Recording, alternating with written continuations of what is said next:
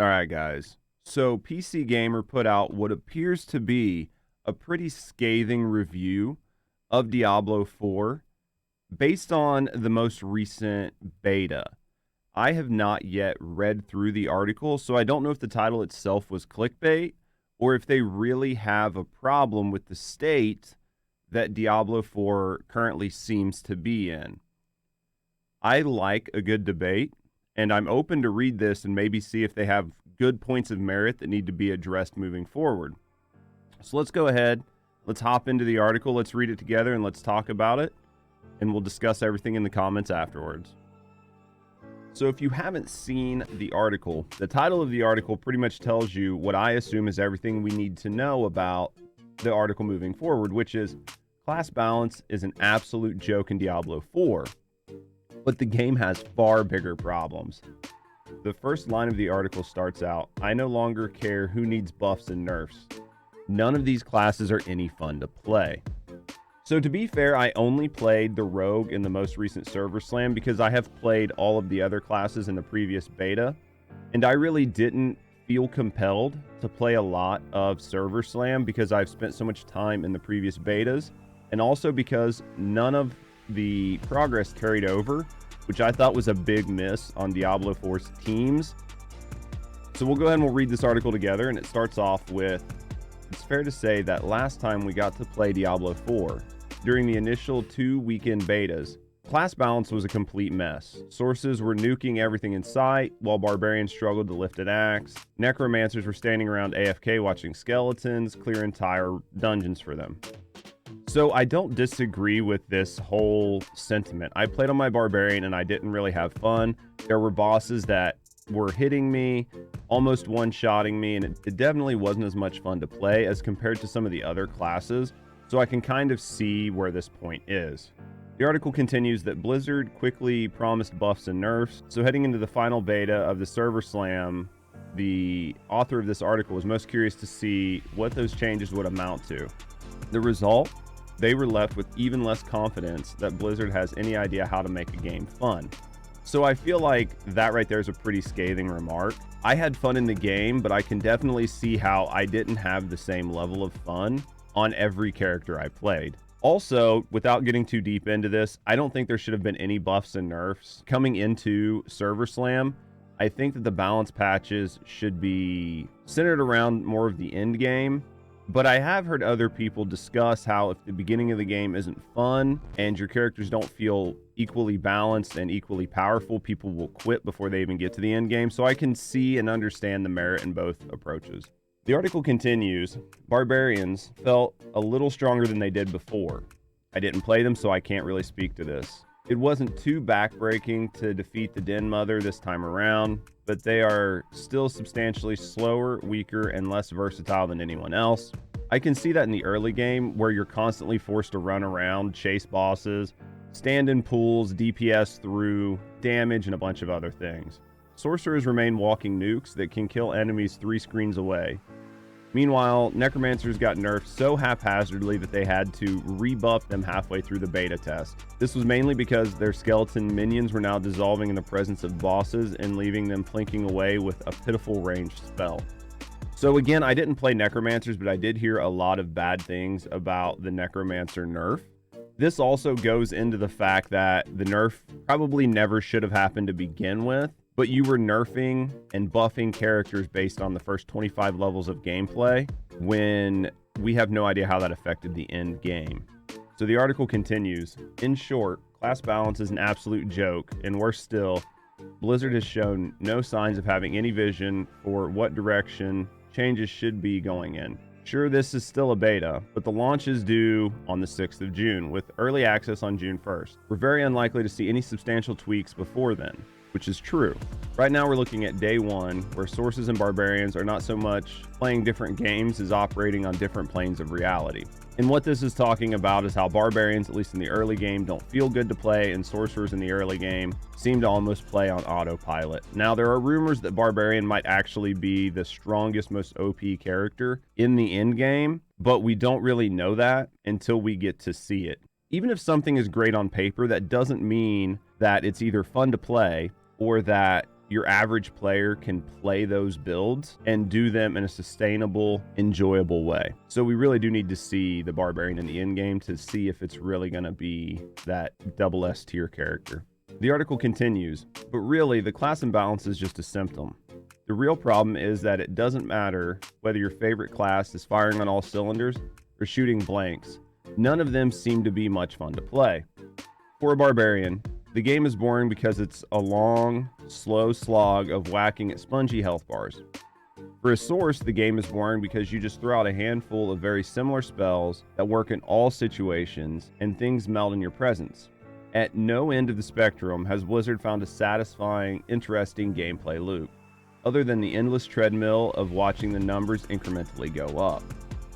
And this is indicative of a lot of games, at least here recently. The difficulty curves and sort of what you're doing becomes almost second nature to just trying to make your numbers go higher and make things melt faster and chase gear so you can do the exact same thing just faster. So I get sort of where the author of this article is coming from, but I do think it's best that we exercise caution.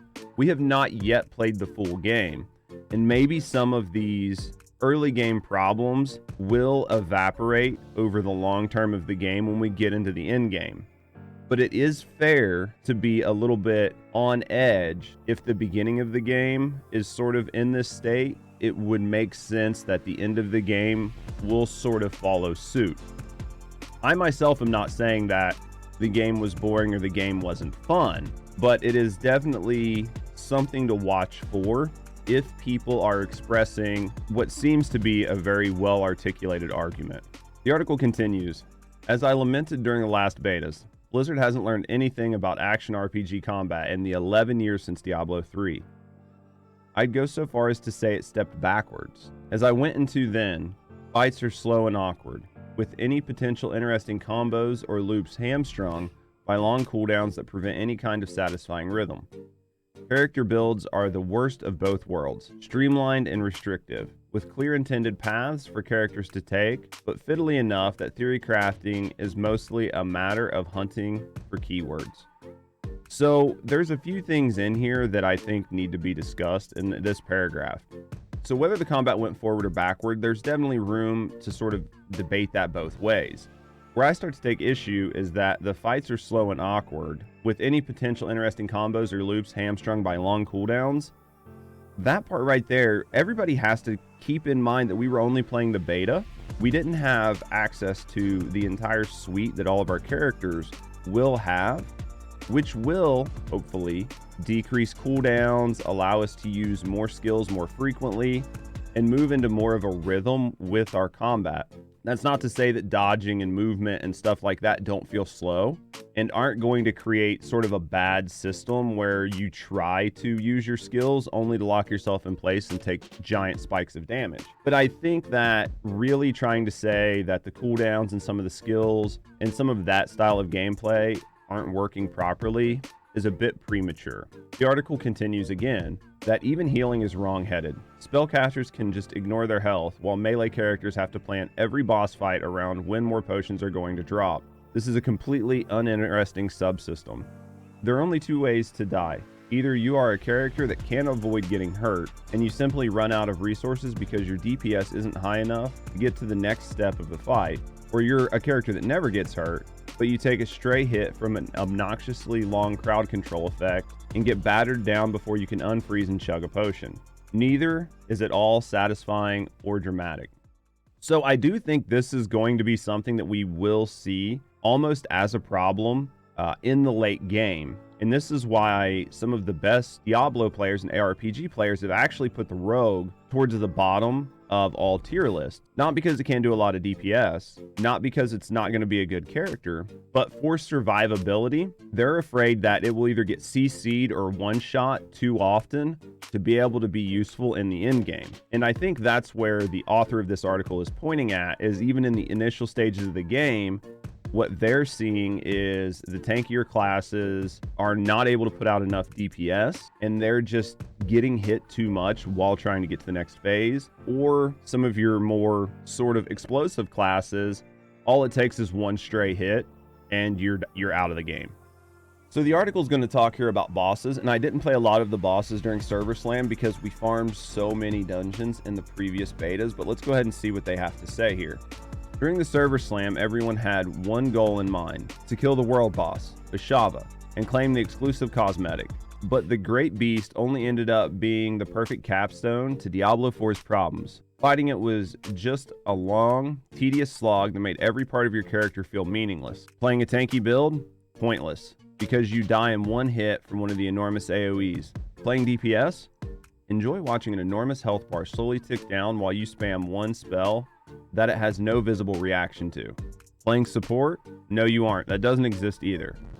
Playing a necromancer? Sorry, all your skeletons got banished to double hell and they ain't coming back. All of that slow, tedious grinding of getting to level 20 culminated in an even slower, more tedious grind of a fight.